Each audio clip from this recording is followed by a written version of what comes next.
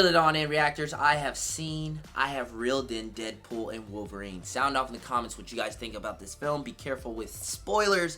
Be careful. If you're going to talk spoilers, post a spoiler warning. I'm going to talk about, no spoilers here, and then I might share some tidbits of spoilers toward the end of this video. But my initial thoughts. I enjoyed this movie. I had fun. I went into this movie wanting to have fun, and Marvel gave me that. Ryan Reynolds as Deadpool gave me that. Hugh Jackman as the Wolverine gave me that. This team up gave me that. A fun time. That is why you go to the movies, is to have a fun time. Who in the hell would not want to go to a movie to see one of the two iconic Marvel characters fight against each other, bicker against each other, work with each other, and kick ass together on screen? Who wouldn't want to see that? Because I know for a fact there are going to be people that are waiting to give a movie reaction for their channel, and I think that's quite crazy. Go see this movie. Go buy a ticket. Go reel it in. I will say now, the plot, the story of this film is a little bit all over the place, but at times it does find its footing. But compared to Deadpool 1 and Deadpool 2, I gotta say that this is the weakest story, I feel like. But Deadpool and Wolverine both have an arc in this film, and I enjoy it. Hugh Jackman's Wolverine's arc, that story behind this Wolverine, this new Wolverine, is pretty gripping. But yeah, Ryan Reynolds is amazing as Deadpool, as you would think. I mean, he was great in X-Men Origins.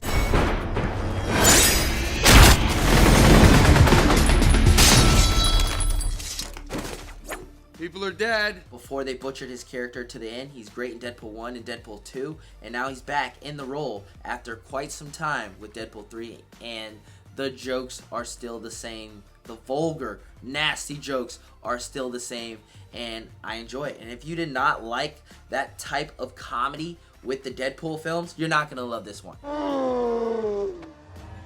Quite unfortunate. That does it! Canada! I love how the comedy in this movie is pretty damn funny. Why would I go with you? I could tell you have a sort of don't get too close, I'll only break your heart vibe going here. There are some jokes, obviously, that don't land. There are some jokes in which I missed because I was laughing so hard. And there are some jokes I wish I could rewind and watch for the first time, because wow, they poke their fun at everyone, even breaking the fourth wall to poke fun at you. Fourth wall break inside a fourth wall break. That's like 16 walls. At Disney. Wolverine. You're damn straight it is. Disney brought him back. They're gonna make him do this till he's 90. You name it. Anything in Hollywood catches basically a comedy bullet in this film, and I love that. Even Hugh Jackman, as serious as he is as Wolverine, cracks some jokes here as well that even make Deadpool laugh, and I enjoy that. That was quite surprising. Am I putting your mask back on? Super hard to eat while I'm wearing it. It's super hard to eat when you're not. This is a whole different Wolverine. I will say I am shocked by how much this film has their paws on the Logan film. It doesn't change the outcome of Logan. That is something that I was worried about, but I was shocked by how much this movie touched Logan. That shocked me. This movie has its paws, its claws in that Logan film, but it doesn't change the outcome. It doesn't change that Logan that we have grown with. But this is entirely a different Wolverine, and the story behind this Wolverine is quite tragic. I don't think this is Hugh Jackman's best performance as Logan. I still give it to Logan, that film, but it is a gripping and really good performance by Hugh, and I'm so glad that he's back as Logan here. Time! You look ridiculous. People have waited decades for this fight. It's not gonna be easy. Baby knife. You shoot the double, you take him down. Side control, then full mount, and you ground and pound till he makes no sound because he's dead. Shut the fuck up. Oh my God. The action is brutal. Shawn Levy does a really good job with the action. I think the action rivals some of the best MCU fight scenes. I'm talking about Captain America Winter Soldier,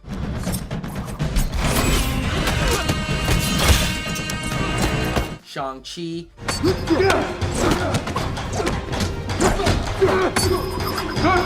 the fight scenes in here are really good, and then you slap on it being rated R, oh, you get some brutal, nasty kills. It's like they try to outdo themselves throughout this film, And at some point, I started getting queasy a little bit. If you know me with the boys, it takes a lot for me to get queasy. So this film takes it that far, in which some of the violence, it starts to turn into overkill. And I'm just like, yeah, this movie is for sure upping the violence with each scene. With Wolverine and with Deadpool and with them together. They have some crazy kills between each other, and they have some crazy kills together. The villain and villains in this film are by far the weakest in this story. That is a negative of mine. Cassandra Nova being in live action, I enjoyed her, but I felt like I wanted more from her. I will say her powers on screen are disgusting. Was not expecting her powers to, be portrayed that way. I gotta admit, they are pretty crazy, and it makes for some really, really nasty moments, for sure. You'll see what I'm talking about once you see this film. And obviously, the cameos. I won't spoil them here. There are cameos throughout this film. There are some one-off cameos, and then there are some cameos that stay around. Something that this movie did really well. The cameos in this film are in service of this story. They progress this movie. They move it forward. And that shocked me. I thought these cameos were going to be here and gone. You get that, but the main cameos, the big, ginormous cameos in here, that completely shocked me, help out with the story. I gotta give some props to this movie. They did a really good job on hiding these cameos. I don't think I've seen any of these cameos get leaked. So props to this film on keeping everything under wraps. But wow, I was not expecting some of these cameos to show up. I think 2 of the cameos I was expecting, and then they showed up, and I still was shocked. But wow, there are quite a few that totally caught me off guard. There's one that absolutely blew my mind. I was just like, no way in hell this person is back. Blew me away, man. I had the biggest smile on my face. Theater experience, amazing. And that is something I gotta say, the theater experience for this film on opening night, amazing. So yes, go see this movie as quick as possible. Stay off the internet until you do. Stay off social media until you do. I know that's a hard thing to ask, but seriously, don't go into this movie getting spoiled. I promise you, staying off social media and staying away from spoilers will help out with your movie-going experience. The music in this movie, I think it's fun, but it's nowhere near what the music is like for Guardians of the Galaxy, in which that music in those films help push the movie forward or help express the movie even more. I feel like the music is a hit or miss in this movie. Sometimes it works for the scene, and sometimes I'm just like, why the hell is this movie playing this song with this scene, or why is the action going on and this song is in the background? So yeah, the music is hit or miss. The story is all over the place, but it does find its footing down the line, and the villains in this film are by far the weakest. But those are my negatives. Highly enjoyed this movie. I don't think it saves the MCU. To me, I hate hearing that, because this franchise is about to hit $30 billion due to Deadpool and Wolverine. Crazy. I think the next franchise is Spider-Man, and then the next one below that is Star Wars. The MCU doesn't need saving. Out of these 30 plus films, less than 10 of those films are bad, mediocre, not good films. I would have to say the MCU doesn't need saving. The MCU is here, and it's gonna keep being here. And I hate when people say the MCU is back. It never left. It never left. Yeah, it might have had a flop here and there. It might have had a bad film here and there. It might have a mixed reception on a film that we all can agree with.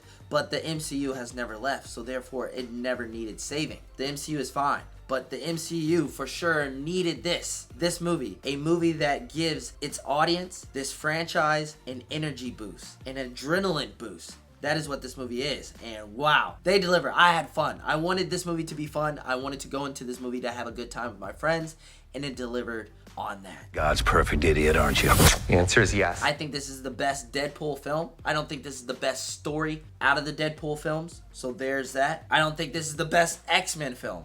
Logan is that. And I don't think it's the best MCU film. But I will say this, it just squeezes in the top 10 for me. I'm going to see it again. I'm eager to see if my opinions change on the things that I did not like and on the things I do like with a second watch. But I really, really want to watch this a second time. And I feel like a lot of you guys are going to want to watch it for a second time. And I will add on, for the people that have not seen Loki Season 1 and Season 2, they might not like this film because this movie is centered on quite a lot of things that happen with Loki Season 1 and Season 2. So if you haven't seen Loki, you can go see this movie, but you might be confused from time to time. And I enjoy Loki. I reeled in Season 2 here on this channel, and watching Loki Season 1 and Season 2 have connections with this film, enjoyed. There is a post-credit scene, so stay for that. It's not life-changing. It just adds on to the story that's being told throughout Deadpool and Wolverine, and it brought me a pretty damn good laugh. There are also scenes throughout the credits that I truly love. It just embraces what Fox has done with these Marvel characters, and I love that. Just like how Endgame is a celebration of everything that we know with the Marvel Cinematic Universe, this movie is a celebration of all the Marvel characters that we got to know and grow up with Fox. Out of 5, I give this movie a 4 out of 5. Out of 10, I'll give this movie an 8 out of 10. Sound off in the comments down below. Go enjoy this movie. And now I will talk about some spoilers here and there. Are you ready? Fuck yeah, I'm ready. Countdown in 5, 4, 3, 2, stupid! Worth it. 1. Spoilers. Spoilers. Spoilers. If you haven't seen the film, get away. If you have seen this film, let's talk about some spoilers real quick. Let this man cook. The cameos, man. Chris Evans back as the Human Torch. Oh, you're hot. Why, thank you. So are you. When he appeared, I was like, that's Captain America. And then I was like, hold on. There's something up with this guy. And then...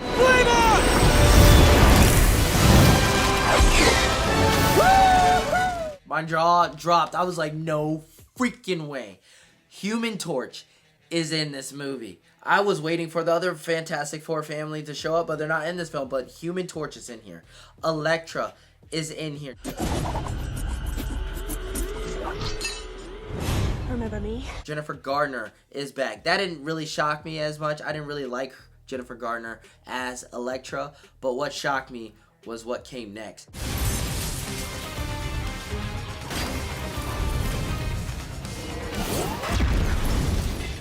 Bonsoir, mes amis. Channing Tatum as Gambit threw me the hell off. That accent, oh my god. At first I was like, that's not bad. And then it kept on going. I was like, whoa, that accent is really bad. And then they started playing into it, and I was like, okay, because this is a joke. Because Deadpool actually makes a really hilarious joke and says, who's your dialect coach? That had my theater in stitches, man. Because I was just like, yeah, there's no way Channing Tatum wanted a movie as Gambit and was willing to do an accent like this, because this accent was ass. It was so bad. But then the next cameo, biggest cameo for me, and that is Wesley Snipes as Blade. Some motherfuckers are always trying to ice skate uphill. Was not expecting that, because if you guys know the backstory with Ryan Reynolds and Wesley Snipes, they did not like each other back when Blade 3 was around.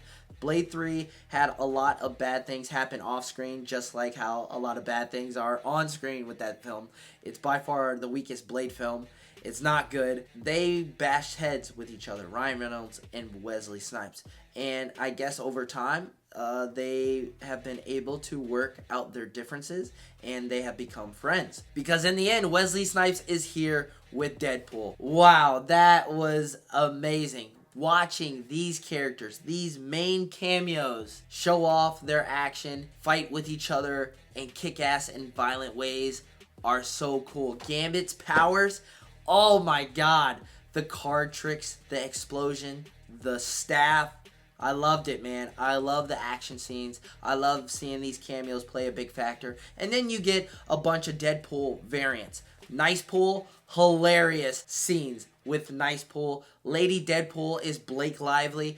She doesn't take off the mask, but you have to see in the credits that it is indeed Blake Lively. And then on top of that, Matthew McConaughey, I believe, is Cowboy Deadpool. Kid Deadpool. Dogpool is really, really great addition in this film.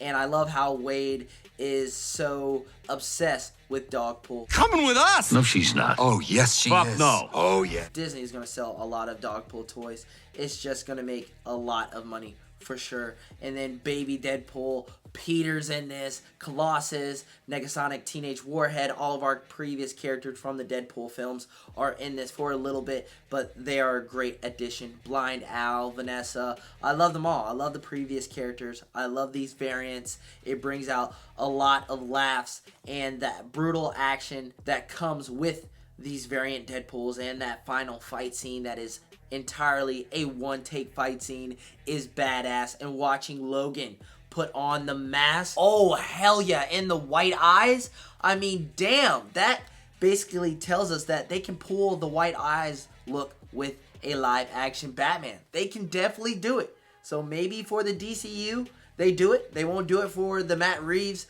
verse, but I can see them bringing out the white eyes look. I mean, James Gunn, look what they did with the Wolverine in this film. Logan has some great fight scenes in here, and watching these two battle against each other for the most part throughout this film and argue with each other is for sure a highlight. That first fight scene is freaking amazing, but that second fight scene is brutal and far better. Just watching Logan get pissed off and yell at Wade to the point where Wade has nothing to say, and all he says is, I think I'm gonna fight you now. And wow, that car fight is bad ass, man. There are so many times in which I was grunting like Logan because I was in pain watching Wade suffer claws getting planted in him in some very violent ways. But another cameo, Henry Cavill as Wolverine. Whoa. Henry Cavill as Wolverine was a shocking one, but the many variants of Hugh Jackman playing Wolverine were great. We see one with the brown suit, the classic brown suit, about to fight the Hulk. That was shocking. And then on top of that, you get a comic accurate of Wolverine. That threw me off too as well. I was just like, a lot of people are wanting the MCU Wolverine to be comic accurate. But after seeing this film, oh hell no.